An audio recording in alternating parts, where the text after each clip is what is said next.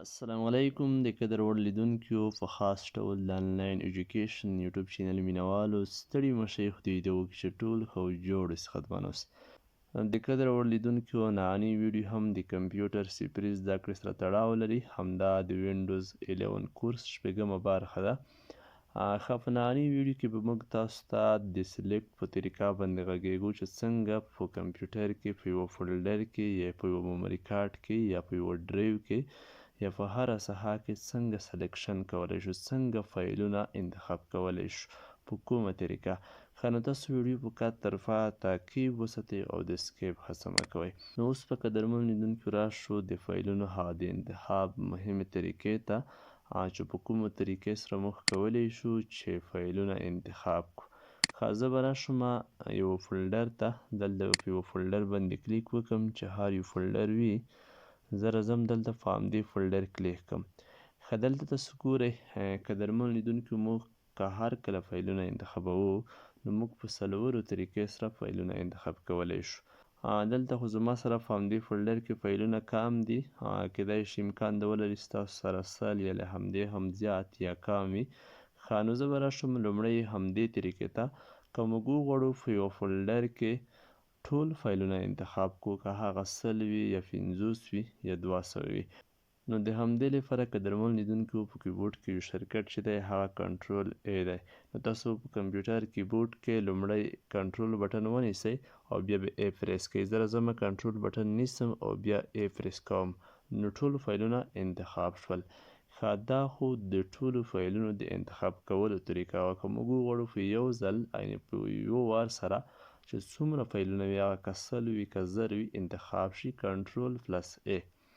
ښه اوس پوښتنه داسې پیدا کېږي که مثال فقط موږ یو فایل غواړو یا یوه ویډیو یا یو عکس هر څه چې وي، فقط به تاسو په همغه باندې کین کلیک ترسره کوئ، یعنې لیفټ کلیک به ترسره کوئ. زه په همدې نه فقط یو ځل لیفټ کلیک کوم، همدغه به انتخاب شي، یا په همدې باندې نو په همدې طریقه فقط یو فایل انتخاب کولی شئ. ښه اوس که موږ وغواړو چې په مسلسل ډول څه فایلونه انتخاب کړو، یا دوه یا مثال درې، هم په افقي ډول یا هم په عمودي ډول. زه به د همدې څخه څو کفۍ هم واخلم یو ځل چې دا فایلونه ډیر شي. ښه څو لینونه جوړ شي. دلته تاسو ګورئ. ښه اوس زه راځم دلته مثال غواړم چې په مسلسل ډول همدې درې څلور فایلونه انتخاب شي. دلته به تاسو ودرېږئ په همدې کونج کې، چې کله ودرېدئ ماوس پوینټر به ودروئ او چاپ کلیک به ونیسئ. چاپ کلیک مو چې ونیوه بیا د ماوس په واسطه که ټچ پیډ وي ټچ پیډ، او که ماوس وي د ماوس په واسطه به داسې دا راکاږ کړئ همدې ځایه پورې. دا انتخاب شول. نو که اوس موږ وغواړو چې مثال په ورټیکل ډول دا انتخاب کړو، زه راځم دلته تاسو ګورئ په همدې طریقه یې هم تاسو انتخابولی شئ، داسې هم تاسو انتخابولی شئ په هاریزنټل ډول. نو همدا هم د یوه سلیکټ طریقه، او په دې هم تاسو په یوه فولډر کې ټول فایلونه هم انتخابولی شئ چې هر څومره وي په همدې طریقه، خو تر ټولو لنډه طریقه یې بیا کنټرول پلس ای. ښه اوس بله مهمه پوښتنه پیدا کېږي، هغه په همدې ډول چې که موږ وغواړو په یوه فولډر کې مشخص فایلونه انتخاب کړو، یا درې یا څلور یا لاس یا له همدې زیات. مثال زه غواړم چې یو همدا فایل انتخاب شي او بل همدا فایل انتخاب شي او بل هم دا فایل انتخاب شي. دا څنګه کولی شو؟ ښه لومړی چې تاسو هر فایل انتخابوئ همغه به کلیک کړئ. زه مثال یو غواړم همدا انتخاب شي او بل غواړم همدا انتخاب شي. کله مې چې لومړی فایل انتخاب کړ په کین کلیک سره، بیا به تاسو په کیبورډ کې کنټرول بټن پریس ونیسئ. کنټرول بټن به نیولې ساتلی وي، بیا په همدې کلیک وکړئ. کله مو چې په همدې کلیک وکړ، بیا مثال زه غواړم چې همدا فایل انتخاب شي، بیا به هم په همدې کلیک وکړئ او بیا غواړم چې مثال همدا انتخاب شي. نو په همدې طریقه تاسو په یوه فولډر کې څو مشخص فایلونه هغه انتخاب کولی شئ. لومړی به په یوه کلیک وکړئ، بیا به مثال کنټرول بټن ونیسئ او بیا په هر یو فایل چې غواړئ دوهم دریم څلورم هغه به کلیک کوئ په کلیک سره. نو بیا به ستاسو فایلونه په همدې ډول په یوه فولډر کې مشخص انتخابیږي. نو دغه د سلیکټ طریقه وه د فایلونو چې تاسو ته مو وښوده.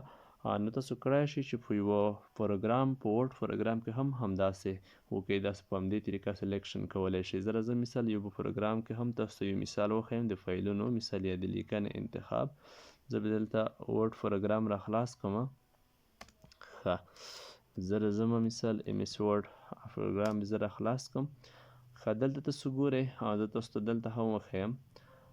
دلته به زه بعضې لیکنه وکړم. زه په دې کې هم تاسو ته وښیم چې په همدې طریقه موږ تاسو کولی شو چې په دې کې هم مشخص فایلونه مثال انتخاب کو په مختلفې طریقې سره. دلته تاسو ګورئ دلته زه راځم اوس مثال همدا که زه وغواړم چې مثال همدا یو لغات انتخاب کړم په همدې کلیک کړم انتخابیږي. که زه وغواړم په مسلسل ډول فقط دلته هغه موس په انټر کرسر درومه فقط چاپ کلیک نه سمه داسې راځم په همدې ډول تاسو ګورئ نو په همدې طریقه هم تاسو انتخابولی شئ. او که وغواړم چې ټوله لیکنه انتخاب شي چې څومره صفحې دي مثال پیجونه دي زموږ سره کنټرول نسم ای بټن پرس کوم ټول انتخابیږي.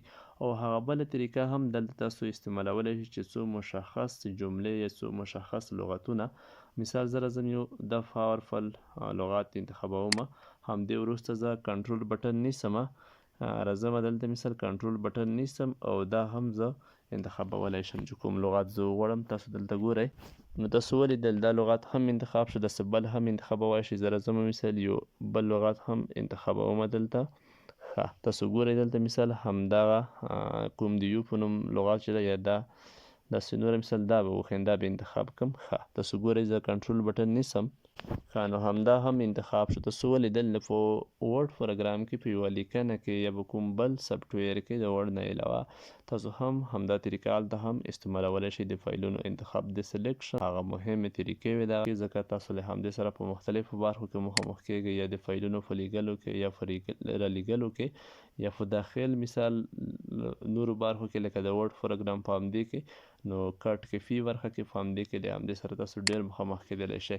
نو بیخي زیات مهم و د سلیکشن طریقه خدای دې وکړي چې پوه شوي وئ همدا طریقه مو زده کړې وي. نو انشاءالله په راتلونکو ویډیوګانو کې به د کمپیوټر په څپري زده کړې کورس کې هغه نوره هم د کمپیوټر مهمې برخې په نظر کې نیسو په هغه نه به تاسو ته ویډیوګانې جوړوو. فعل حالا ښه وخت په خدای مې سپارلی یاست.